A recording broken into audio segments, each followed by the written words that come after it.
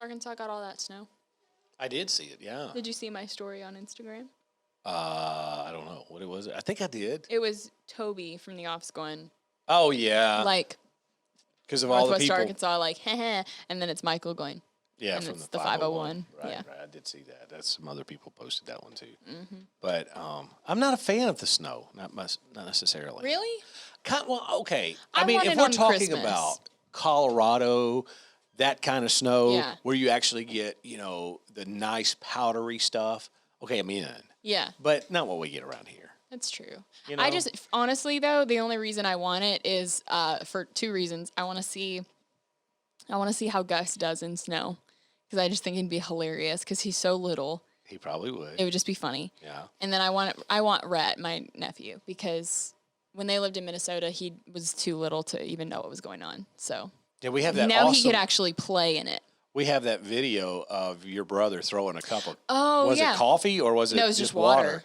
out in front of him? Yeah. And it just freezing Yeah. before it hit the ground. Tremendous. He said something. Yeah, it was like, he was like, oh, it's not that even that cold out. It's just only. Oh, I know. And it's- he's like in it's- shirt sleeves it and was, shorts. And it was 30 I below. know. And he's like, it's not that It's bad. ridiculous. Yeah. Human beings are not meant to have to endure that what kind I of wonder cold. is if he's. I'm having a hard time enduring the studio is how cold it is in here.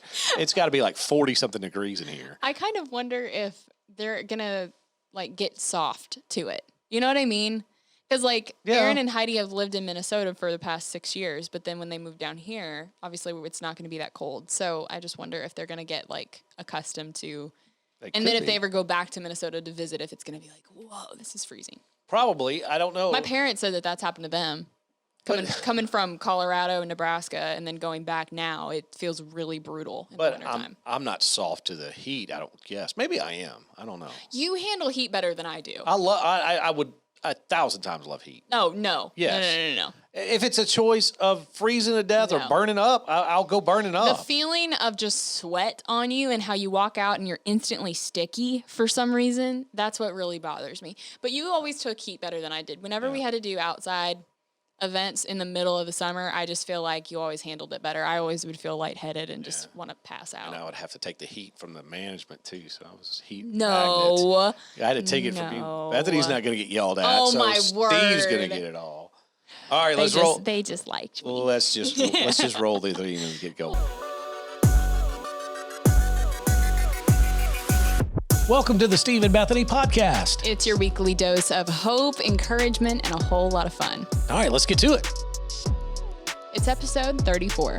Welcome in, Hope Dealers. We are glad that you're here. It's New Year's Eve. New Year's Eve. Yes, we're going to close out 2020 with a bang. I think this episode is going to be so much more than I was expecting it to be because I originally thought, and we'll get into this more as we move on, but I originally thought, okay, everybody has poo-pooed 2020, always had something mad and negative to say about it. Yeah. We'll do something fun. We'll do the fun version. What's good about 2020? Right. And people will say, oh, it was so good. And, everybody just needs to smile and bear it and get through it and all Right. that. So I threw it out to our folks on Patreon, and those patrons wrote back some powerful stuff. I'm excited to hear these stories. These I think this will are be cool. really good, and it's forced me to think, you got to go deeper too. You can't Yeah. just go with the surface fluff stuff. You got to come up with something deeper too. So Yeah. we'll get to all that as we move along. Plus, we got another homework assignment for you. You guys have been doing the 5-star reviews for us. Yes. And we appreciate that. If you haven't done it, we ask that you do it because it just helps the show out so much to be recommended to others who maybe listen to a similar type podcast. Right. And they get through, listen to it, and it's like, oh, here's another Suggested podcast for you. So we would love for you to leave us a 5-star review. If you think we've earned it, we would appreciate that so that. And even if you don't think we've earned it, just still do Well, it. I didn't want to go there, but that's fine. I'll go there. Yeah, so we really do. We really appreciate you guys doing that. And because the overwhelmingly majority of you listen on your Apple devices. So just take a couple of seconds, leave us a review, and that will really, really help us. So please continue to do that this week and help us keep boosting those numbers up as we move along and we get ready for 2021. Hard to believe we're about ready to turn the page on that. I know. 2020 has been such a weird year because obviously Corona has just thrown so many things out of whack and has made this just a bizarre year. But also it's gone by really quickly. Like it feels like we've been in this year forever. Right. But it also feels like it's been a really fast year. And I don't know. Yeah, It's I don't know just how to handle strange. it. Yeah. It's just bizarre. Yeah, it kind of leaves your head swimming a little bit because I think you're right. In a lot of ways, it's like, man, really? It's already December? It's already New Year's Eve? I saw. And then we're thinking, life has not been normal for what seems like an eternity. Yeah. Well, and almost the whole year has not been normal. I mean, all for, January and February. But no, it's funny. I saw a meme I don't know, a few weeks ago on Facebook, and it was, do you remember that episode of The Office where Michael is convinced that this insurance salesman is a member of the mob? Do you remember that episode? Yes. And they go out for dinner, and he's given all these special instructions of what he wants, and Michael says, if you put, my salad on top of my spaghetti, I'll send it back. He's trying to, like, appear really tough to this, who he thinks is a mob guy. And the meme was, if 2021 is anything like 2020, I send it back. I'm not doing it. Like, I feel like a lot of people are having that feel of like, okay, if this next year is anything like this past one, we're in for it. Oh, I think so. And I think a lot of people conversely have this idea, well, okay, we're going to turn the page magically tonight at midnight. And it'll be fine. And it'll be all fine. Well, not necessarily. Yeah. So. I don't think Corona knows what year it is. No, it doesn't. And so we're going to talk about that. But again, I wanted to focus on kind of the more positive stuff because that's what we do around here, with the Hopecast, right? It's in the name. But the stuff that these folks came up with, man, it really made me think there is true, genuine hope in what they wrote. So we'll get to that coming up here in a little bit as we move on through the program. Before we get there, though, I do want to bring up just a little slice of adorableness that you need in your life. Okay. So I brought a video with me today. This is my nephew, Rhett. So Everett's, he's 18 months right now. And he is very curious and he's very food and drink driven. So if anybody is ever sitting down with anything, he wants to investigate and see what you have. So my mom, even at her house, she has pillows that have these like little pom-poms on them. He's trying to eat the pom-poms because he thinks that's food. So like, he's just very driven by all things delicious. Well, a few days ago, I was over at my mom and dad's house, and Everett was over there and was hanging out, and I had a cup of coffee, as I often do. And it was, it had cooled down. I've been sipping on it for a while. I was pretty much done with my cup of coffee. And he comes up to me and is just kind of looking at it. And his mom was sitting right there. And I asked her, I said, hey, is it okay if he has a little sip? Just a little something. And she's like, yeah, sure, go ahead. So I gave him a sip of my coffee. And this is the result. So can we roll the tape? That's him sipping. That's not Bethany drinking the coffee here, just listening. Did you hear that? How is that helpful? Like I said, it's all the sauce. That's what a lot of them. He like did this little thing where he just goes, Yeah. I couldn't handle it. So that was him trying a little sip of my coffee and loving it. And slurping it like you slurp yours. No, I don't slurp mine. I'm a lady. But no, he really did love it. And I only gave him that one sip, but he kept on kind of coming back to me after that. I created a problem. And of course you had to give him more. I created a problem for myself. I had to just pour the coffee down the drain. I was done with it. Well, because see, that's a big deal in your family, coffee. It's not like, the run-of-the-mill coffee from the grocery store. You people invest a lot of time and energy and effort into making a cup of coffee. Yes. My dad has I think really been the one that kind of kickstarted it. My dad has become like a coffee geek, if that makes sense. So he loves like the science behind it and why different brewing methods work the way that they do and all of this stuff. And if you've listened for any amount of time or listened to us on the radio, you probably know that my husband is not a coffee drinker. And that's been like the biggest hurdle that we've had to overcome in our marriage is that he doesn't drink coffee. And a couple months ago, I was over at my parents' house with Cody, and so we're sitting there. My dad starts making coffee. He gets out 3 mugs for my dad, my mom, and myself because he knows Cody won't drink any. And Cody looked at me and goes, "Hey, can you get me like a half a cup?" And I was like, who are you and what have you done with my husband? I was blown away. And he had a little, I said, do you want some cream in it? He goes, no, I'll just drink it black. And I was like, what? And my dad honestly said, write down the date and time because this is a moment in history. He's finally coming over the dark side. Like, we're finally winning him over. My dad was really, really proud that day. I'm sure that he was, because I don't know that there's anything that your family takes more seriously than the coffee. Yeah. I mean, really. it's the Lord and coffee. Well, that's what I mean. Yeah. I mean, I really it's think right here. And then football. it's like 1 and 1A. Yeah. You know?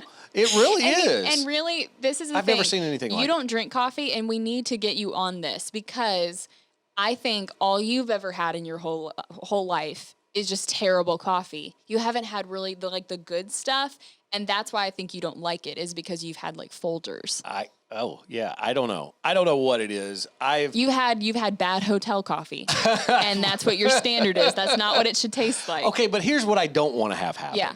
I don't want to be one of those people, because there are those people that they can't function in the morning till they have their first cup of coffee. They're just like zombified. I don't want to get hooked on that. Well, you're kind of hooked on Diet Coke, aren't you? Yes, but I can function without a Diet Coke. You don't get like a headache? No. Really? Really? Have you ever had a morning where you haven't gotten one?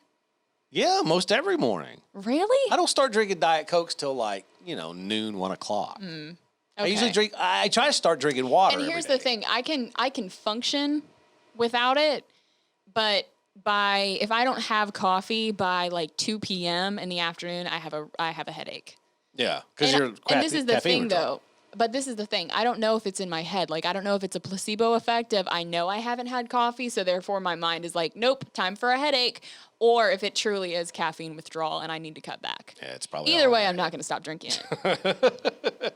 Well, it's a part of who I am. I know. It's a part of my personality at this point. Yeah, and you'd probably be disowned from the family, too. Well, that's another thing. Yeah, I don't think my parents would cut me out of the will. I mean, be pretty bad. So there you go. That's little Rhett getting his first. I mean, he's a part of the family now. I mean, that's like the initiation. Yeah, he's that's officially like, a part of it. You'll forgive the term, but it's like the baptism of being in the Fowler family, right? Being able to handle coffee. Just a little. Yeah.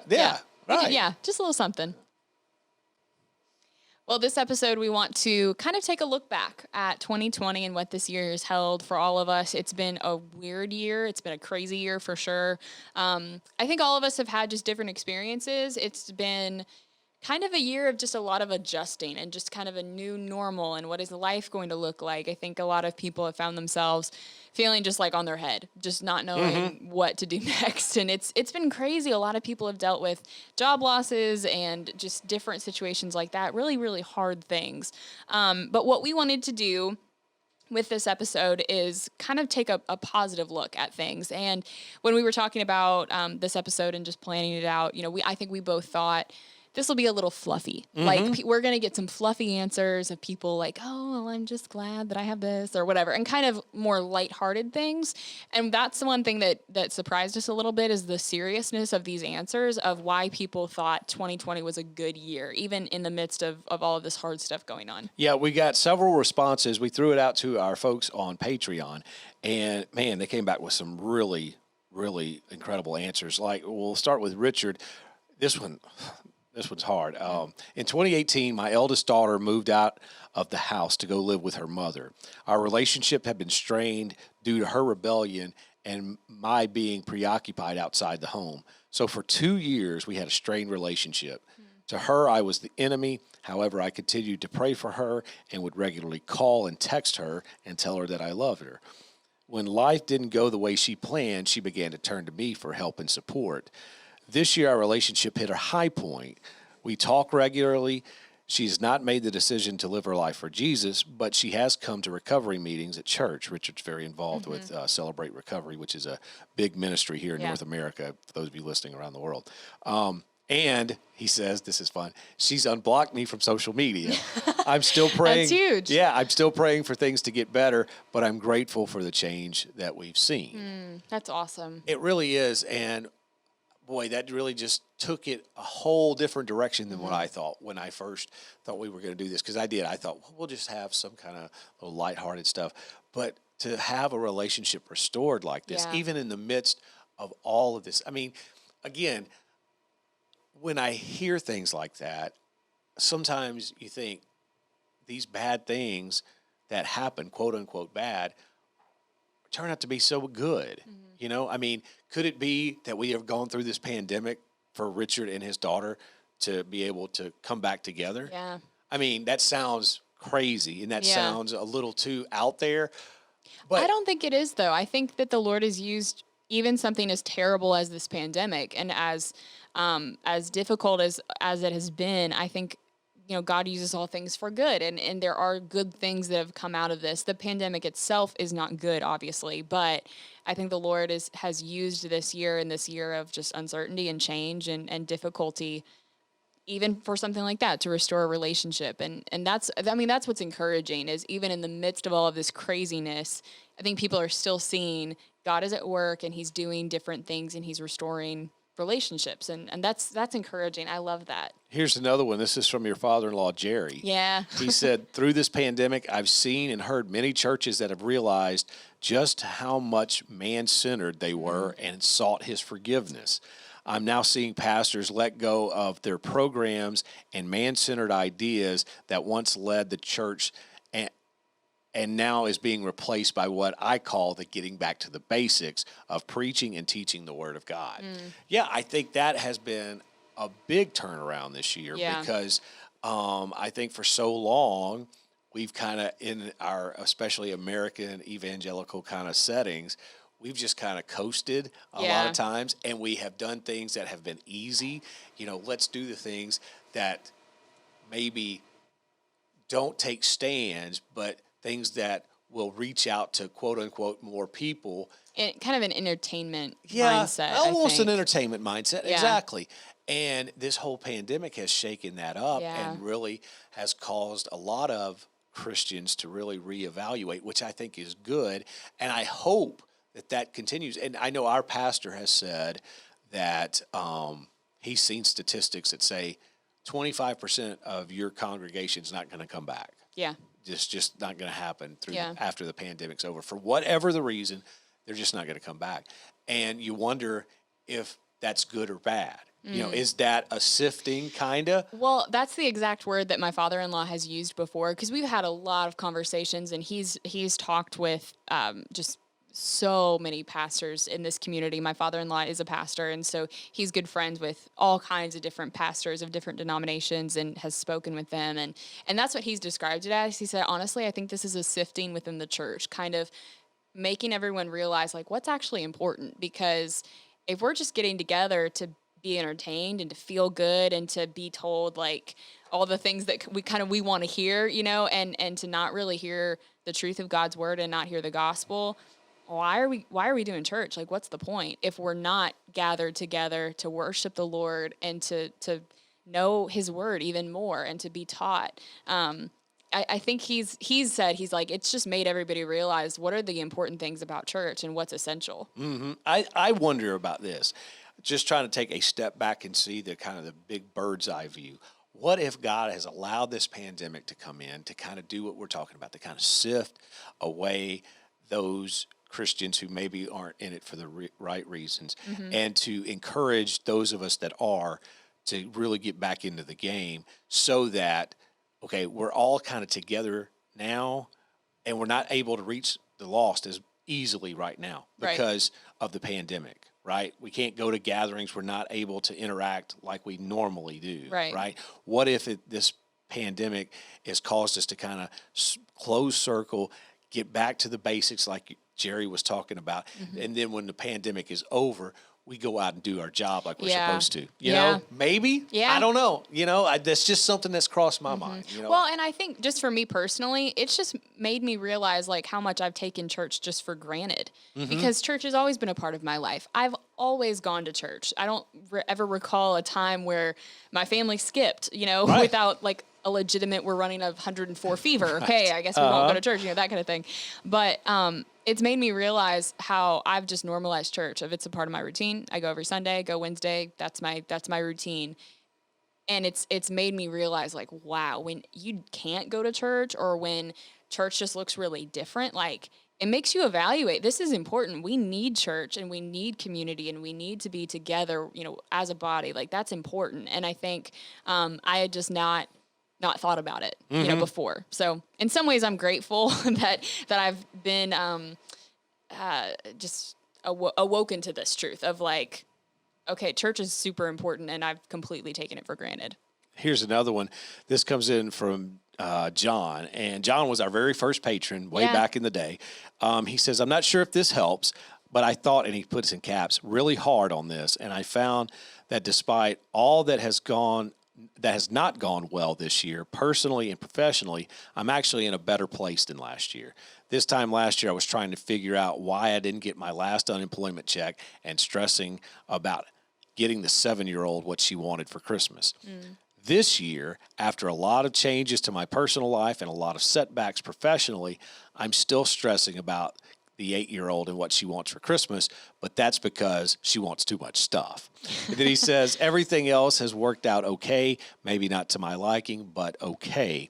And even if I've lived through a very, this little, it's not worded well, even if I've lived through every, it's not basically, he's not saying if it's not great through all these years, every year has been great in retrospect. Then he says, while I will never be the shout it from the rooftops herald for the faith, I definitely don't discourage it because I do ultimately have a pretty solid belief.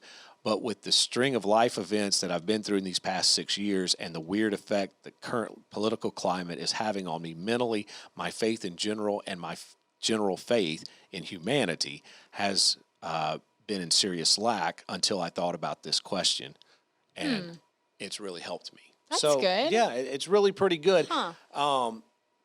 Because I think when you start talking about really the nitty gritty of life, like John was talking about, I mean, that made me kind of step back and realize, 2020 for us has not been the best year either. Yeah. It goes back really to 2019 when you and I were together on the radio. I was making the most money I've made in my career, right?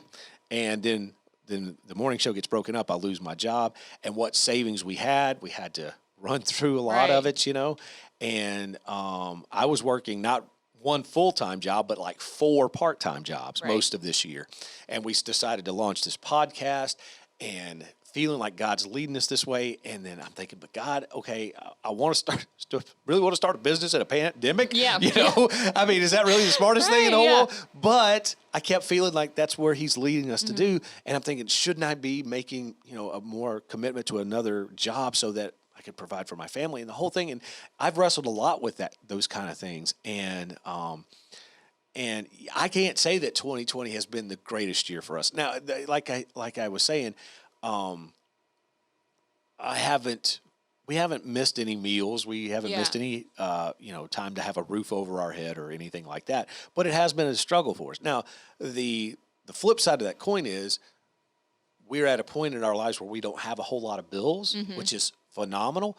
But yet, we still have some, Yeah. And so it's been difficult. It really has. And it's been faith stretching for us this year because it's like, what is God trying to tell us in this? In this whole thing, the pandemic as a kind of general thing, but also me losing my job. And what are we trying to do? My wife is like, should I go get a job outside the home, a more full-time job outside the home, or continue doing what I'm doing?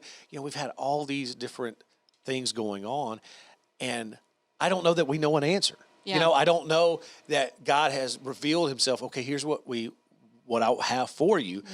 I think all we can do is what we've been doing. It's just one day at a time. And I know that sounds kind of trite. Yeah. But really, I don't know what else to do. Well, and that's what you need to do in any life stage. I mean, especially in times like this, but I think just as a whole, I feel like as Christians, that's something that we are called to, is just to live by faith and go one step at a time. And not saying, be irresponsible, don't plan for the future. I'm not saying that, but I think, that scripture talks about it of not saying, oh, in a year we'll go here and we'll do this and this will happen, but really saying, if the Lord wills it, we'll do this, and kind of living from that mindset of living with structure and preparing and planning and being responsible with finances and how the Lord has gifted us and given to us, but also not just planning out your whole life and saying, oh God, I guess if you can come along for the ride, sure. But rather living from a point of,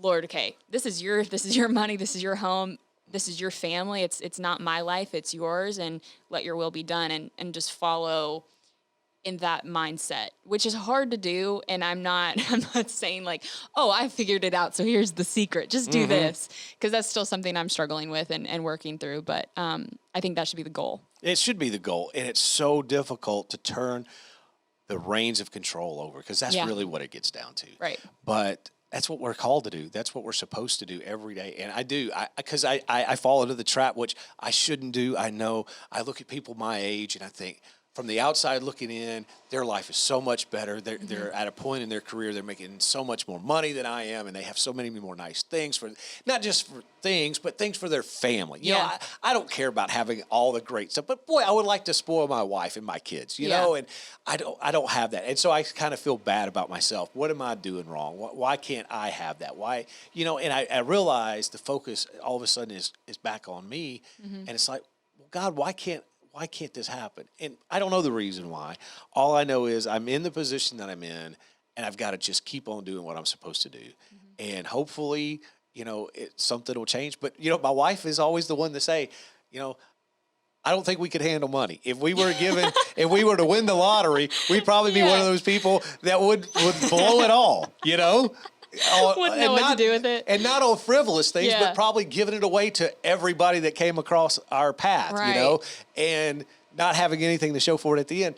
So I don't know. Maybe we're not, and my wife thinks we're not cut out to have money. But anyway, the point is, I think God has a plan for all of us, and it is so hard to just take that control and give it to Him. But man, that's what we got to do. Well, and really, like what we've talked about on the podcast about you losing your job and what you learned through that job loss, I think that's part of your story, and that's something that God has used in your life to encourage people. I mean, the response that we got after we released that episode was so amazing. So many people coming out and saying, okay, this is really encouraging. I just lost my job. I needed to hear this. And I think that's just proof again that no matter what we go through in life, it sifts through God's hands first. There's a reason behind it, and there's a plan behind it. And so even in those moments where we go through something where we're like, I don't understand, God, like, what are you doing? Why am I going through this? We have to believe, and we have to trust that there's a reason and a purpose behind all of it. Yeah, so as we're starting 2021, all we can do is encourage you to keep on keeping on. I don't know that we have any kind of great words of wisdom from on high to say, okay, here's the best way to handle the situation. Here's the best way to handle what's going on in your life. We've not reached the pinnacle. No, we haven't. We haven't. But we can say we're fellow journeyers with you in this. Yeah. We're taking one step at a time. Maybe we're a little further down the road than you are, or maybe you're a little further down than than the two of us are. But we're on that same path. And we're going to be praying for you. You pray for us as we continue down, trying to figure out what God has for us and the way God's working, and just kind of continue to follow His path. Well, we want to let you know about something that we've been doing for the past couple months, but we want to bring it into the new year and keep on doing it. It's called Tees for Bibles. All you have to do is go to stephenbethany.com. There's a little banner there. Click on Tees for Bibles. You can scroll through all of the different T-shirt designs that we have. There's a bunch of different options. Find one you like, and when you buy it, the proceeds from that are going to go to help buy a Bible for someone who doesn't have it. You mentioned the statistic, and I couldn't believe it, but around the world, 90% of believers don't have a Bible, a completed Bible in their own language, which is just insane to me. But we want to kind of help bridge that gap. And so Tees for Bibles is doing that. Absolutely. So when you purchase a shirt, you are putting the Bible in the hands of somebody who desperately wants one. Yeah. Can you imagine trying to live the Christian life without a Bible? Yeah, that's a huge part of it. Exactly. It's God's word to us, and our brothers and sisters around the world don't have access to it, but we can change that by simply buying a T-shirt. So yes, please go to stephenbethany.com and check out all the different designs that we have, and make your purchase, make 10, however many you buy.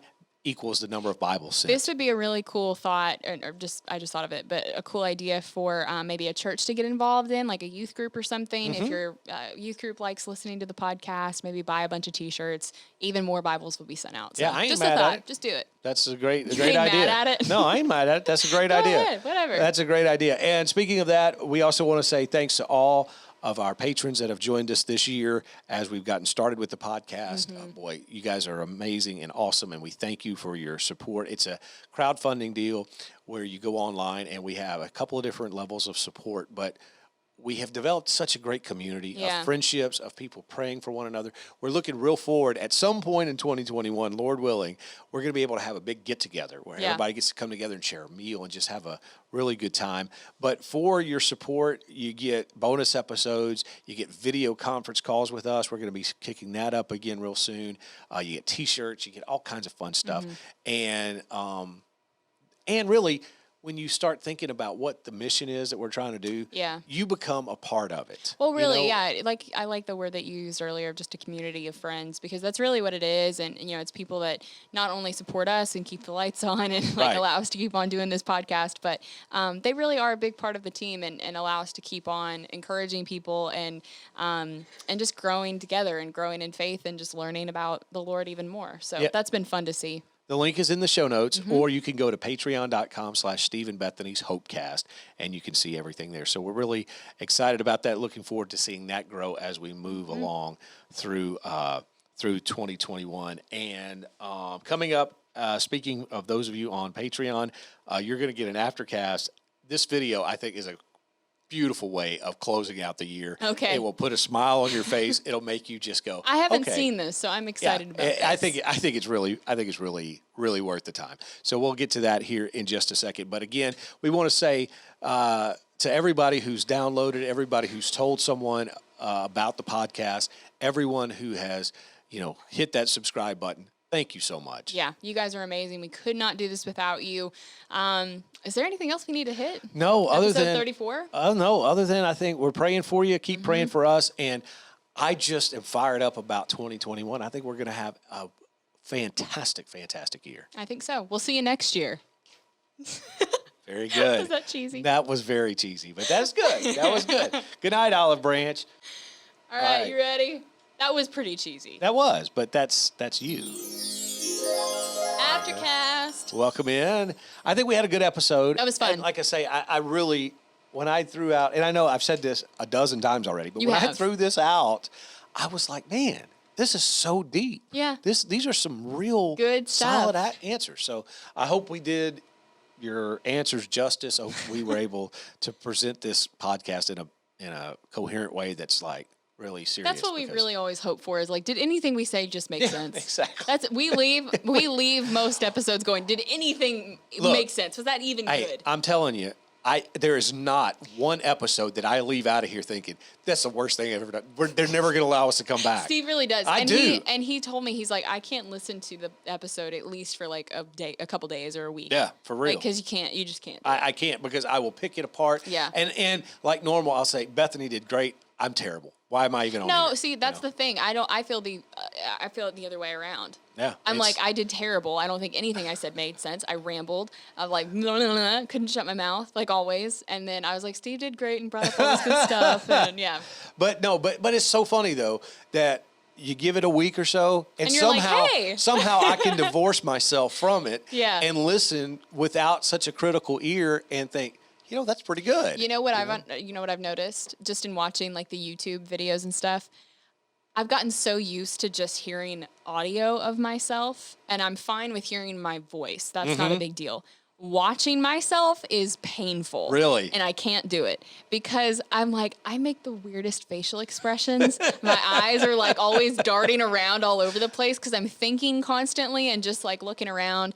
And then I've noticed how often I talk with my hands as I'm doing now. And well, I hear this all the time too. And both of us do it. It's this. Yeah. Our rings bouncing on the Dang table. it, people love us. Right, but I know that's distracting. We do that. Do that all the time, and sometimes you talk with your hands. We need to just sit on our hands Probably when we do the episode. Probably. Yeah. Okay, so to close out this year, I came across this video and I thought, okay, this is it. This is the cherry on top Yeah. for 2021. This is a great way to put a smile on your face. You should watch this like, right at midnight, Okay. as we're rolling into the new year. This is such, hang on before you start it. Let me set this up. Okay, this is, you're familiar with the National Finals Rodeo, right? No. Oh, okay. Well, let me educate you then. What is Okay, that? that is like the Super Bowl of the rodeo. Okay. Okay, so every year in Las Vegas, they have the different parts of the rodeo, the different events, Yeah. and they have the very best of the very best competing against one another for all the big prize money and Okay. to win the gold buckles, right? Gotcha. Okay, so this year, obviously with COVID, there's not any of Yeah. things going on in Las Vegas. So this is a little boy. He's watching a replay of the bareback of the National Finals Rodeo. Okay. Okay. And there's his hero, the cowboy, Oh wait, right I there. know this. Have you seen this video? Yes, Okay, yes, I yes. just came across it just oh no, the I other haven't day. seen this video. I mean, I know what you're talking about with the Oh, rodeo thing. okay, yeah. Well, this is okay, I so the understand now. cowboy's in the chute. He's got it. He's got his hand in the on the saddle, ready to go. One Yeah. hand in the air, and we've got a little toddler over here that is dressed just. I mean, I thought he He's was got wearing the boots. chaps and He's got the everything. chaps. He's got the vest. Of course, in the old days, the rodeo cowboys didn't wear those protective Right. vests. Well, now he's got the vest on, the long sleeve shirt, the cowboy hat. He's ready to go. So hit play on this, Caleb. Oh, So he's got this 2 is seconds. so cute. He's trying to hold on for the 4. He's at 5, 6, 7. He made the he whistle. made it to 8 seconds. He slid up. And he's falling off to get I off with the love pickup it. man. I love it. He This didn't is lose so his hat. cute. Didn't lose his hat or anything. I love that. Isn't that awesome? That's adorable. So- Okay, it's funny that you brought this up because as I was watching this, it just reminded me of a conversation I had with my father-in-law Jerry 2 nights ago. I just asked him. I said, "How did you come up with all the kids' names in the family, all the boys?" Because my husband is one of 3 boys. So I said, "How did you come up with everybody's names?" And he started telling me, "My husband's name is Cody Lane. His middle name's Lane." And he said, "Well, I came up with Cody's name because I was going through," and this is a direct quote from Jerry. He said, "I was going through a Western phase." And I was like, "What?" And he goes, "Yeah, I was going through a real Western phase." Cody Lane, the Lane is after Lane Frost, the bull rider. Yeah. And he said, I was a big fan of Lane Frost. And then the movie 8 Seconds came out, all about his life. And he said, I don't know. I saw a movie trailer for 8 Seconds and I thought, or something like that, or something. He just was watching Lane Frost compete, or I don't know, something like that. And the name Lane stuck with him. And he thought, I think I'm going to use that for my middle son. So well, there Cody you Lane. go. Well, that all ties together. But See? he's like, I was going through a Western theme. I'm like, do you name children after phases in your life? I guess so. I mean, Yeah. is that anything wrong than anything else? No, but it made me think about, have I gone through phases in my life? Like, was I more like preppy or something in high school? Do I need to name my kid Chadwick or something? I don't know. But it Or cracked me maybe, up. or maybe your broadcasting phase now that you're in. Yeah, you yeah. could be like I don't know, DJ or Yeah, DJ or I don't vinyl. Yeah, something Vinyl is like like a that. middle name or Yeah, something, little you know, homage to it. yeah, I there don't you know. go. There you go. Figure So it out. anyway, there you go. That's I wanted cute, to though. show you the video because I thought it was so good, and it's just 37 seconds of joy. It just Adorable. is really good. So we are done not only for this episode but for this year. Yeah. Thank you so much for joining us. And okay, now let's give you a quick preview. When we start with the next episode, it's going to be video only just for you here on Yeah. Patreon. So that's one of the changes we're making. Our YouTube channel is going to take a little bit of a different change where we'll use it as more of a clip thing to kind of promote not only the podcast in general, but also promote Patreon. So like Bethany said last week, if you'll continue to tell others about it, especially those people that in your life that love podcasts, that love Christian podcasts, that maybe have never heard of us, please let them know. Yeah, and really, I mean, having people join us on Patreon is like the biggest thing in the world. Every time we get a new Patreon member, Steve will text me and go, Yeah. "We got another one. Another person joined." That's just so encouraging to us, not just because you're willing to, support us financially, but also just because you want to be a part of this community, and you love the podcast enough to support us. So that means so much to us. Because we know it's a very small group Yeah. that versus the entire audience Right. that's going to want to do this. You guys get it. You guys understand what we're wanting to do and how this is a ministry, but also a business. It's Right. both. So we appreciate that from you, and we Yeah. appreciate your love and your support, your prayers, your encouragement, your answering questions, everything. Thank you, thank you, thank you for joining us, and we will see you Next year. Thanks, guys. Happy New Year.